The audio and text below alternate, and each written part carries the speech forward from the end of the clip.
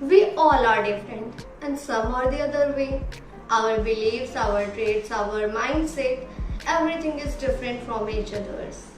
Some of our traits, habits are natural and some of them we adopt and build with time.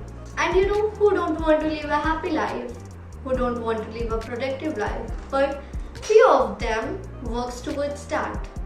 There are many people around us, with us, and in fact, maybe even you are the one who want to live a happy life and productive life and want to stand out in a crowd with high values, but you are unable to do so.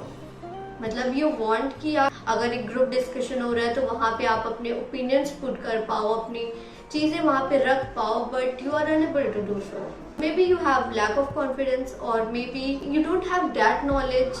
So in this video we are going to discuss about some traits and habits that add values to your life. And one thing जो कि बहुत ज़्यादा ज़रूरी है और मैं literally हर एक video में ये बोलती आई हूँ, तो मैं इस वीडियो में भी ये चीज़ बोलूँगी, that is self love and self awareness.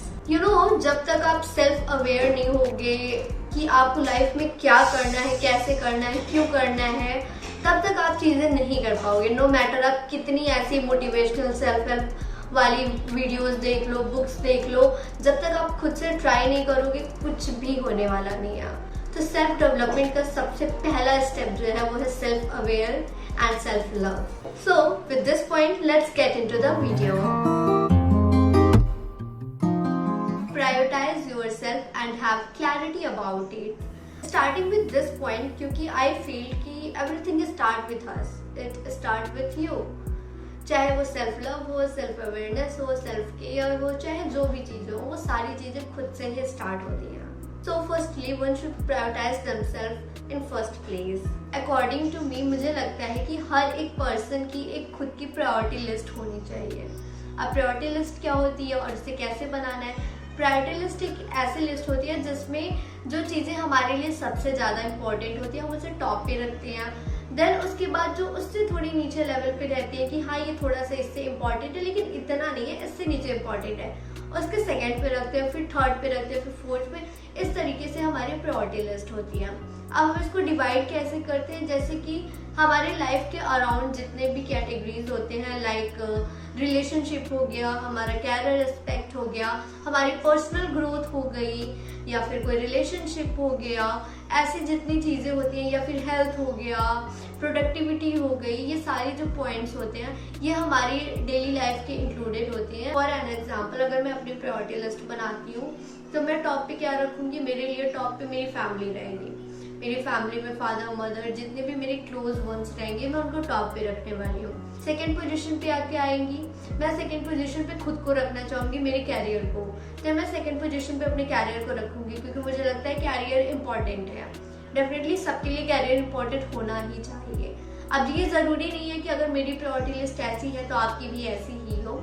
अगर आपको लगता है कि रिलेशनशिप आपके लिए फैमिली के बाद होना चाहिए, ना कि करियर, या फिर करियर फैमिली से ऊपर होना चाहिए, तो डेफिनेटली उसमें कोई इशू नहीं है. हर पर्सनालिटी की अपनी अपनी प्रायोरिटी होती है, उस अकॉर्डिंग अपना प्रायोरिटी लिस्ट आप तैयार कर लो. जैसे फैमिली हो गई, करियर हो गई, फिर मेरे लिए रिलेशनशिप आ गया, फिर उसके बाद फ्रेंड्स आ गए. तो इस तरह से आप एक अपनी प्रायोरिटी लिस्ट तैयार करो. अब ये ज़रूरी क्यों है? ज़रूरी इसलिए है क्योंकि बहुत बारी ऐसा होता है कि हम अपना टाइम जो ये यूजलेस चीज़ों में लगा देते हैं, या फिर उन चीज़ों में लगा देते हैं जो कि हमारी लाइफ में कोई वैल्यू ऐड नहीं करते हैं, जो कि हमें लगता है कि यार वहाँ पे टाइम लगा दिया, ये तो फालतू टाइम चला गया. तो इस चीज़ से बचने के लिए हमें अपनी प्रायोरिटी लिस्ट तैयार करनी चाहिए. और सबसे इम्पॉर्टेंट बात कि खुद को हमेशा टॉप पे रखना सीखो. खुद को, और खुद में ये नहीं है कि फैमिली नहीं आती, कि फैमिली और खुद में आप टॉप पे रखो. आप दूसरों के बारे में, दूसरे कलीग्स हो गए, कॉलेज वाले हो गए, या फिर रिलेटिव्स हो गए, उनको प्रायोरिटी लिस्ट पे अपने नीचे रखो और टॉप पे खुद को रखो. क्योंकि सारी चीज़ें ना खुद से ही शुरू होती हैं. जब तक आप सेल्फ अवेयर नहीं होगे कुछ नहीं होगा. Don't always available for everyone. मैंने ये चीज़ देखी है, जब आप हमेशा सबके लिए अवेलेबल होने लगते हो ना तो लोग आपकी वैल्यू नहीं करते हैं.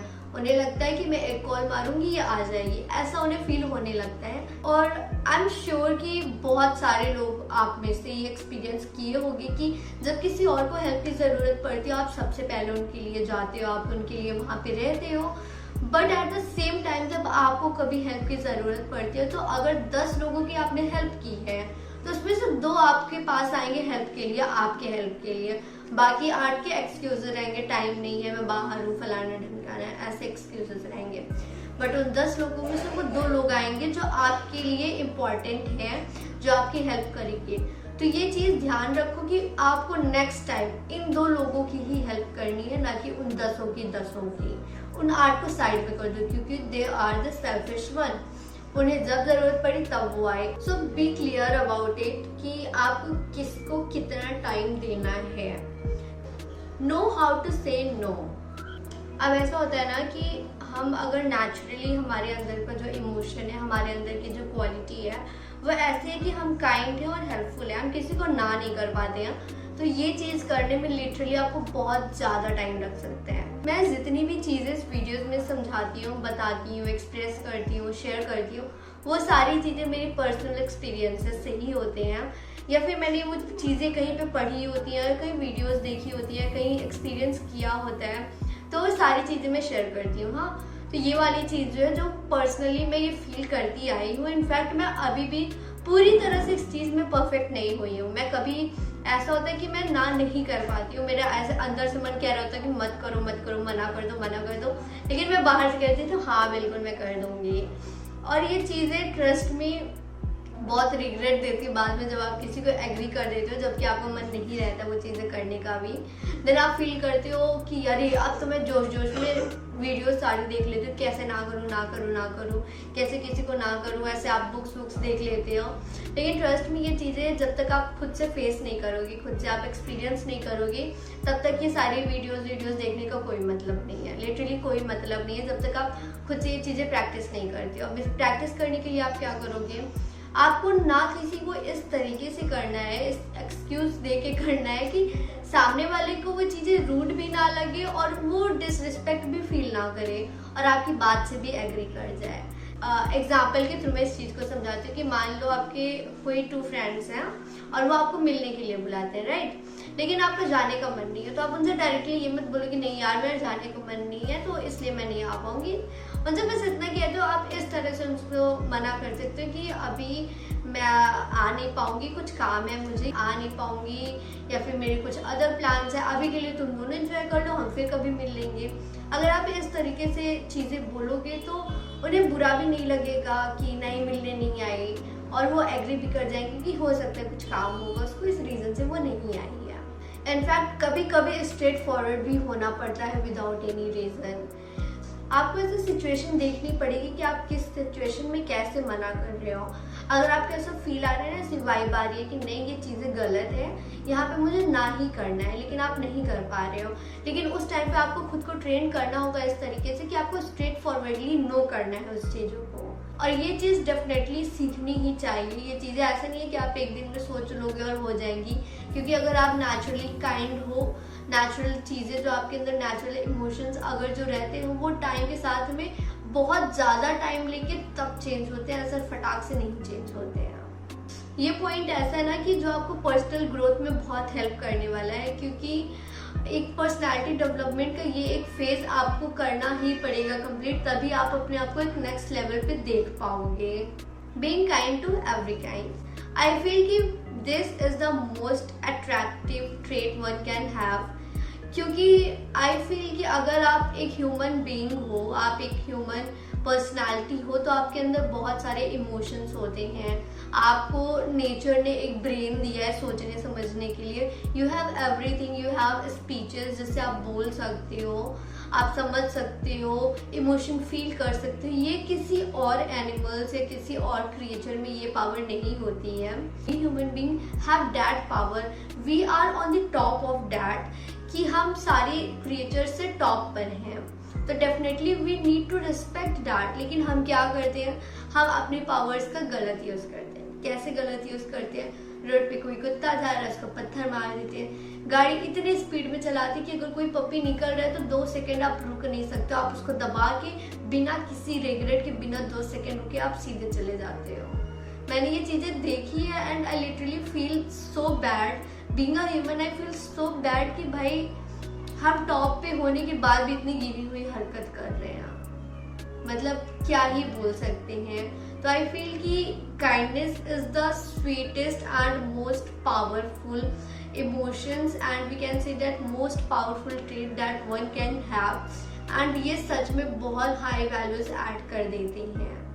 अगर आप 10 लोगों के बीच में बैठे हो और आपके अंदर वो काइंडनेस नहीं, आप क्रूएल हो, तो डेफिनेटली आप उन 10 लोगों की भीड़ में ही शामिल हो जाओगे। बट अगर आपके अंदर काइंडनेस है, यू कैन फील इमोशंस, और आप किसी अदर क्रिएचर्स पे इमोशन फील कर पा रहे हो, उसके लिए आप काइंड हो, तो डेफिनेटली उन 10 में से आप अलग ही स्टैंड आउट करोगे।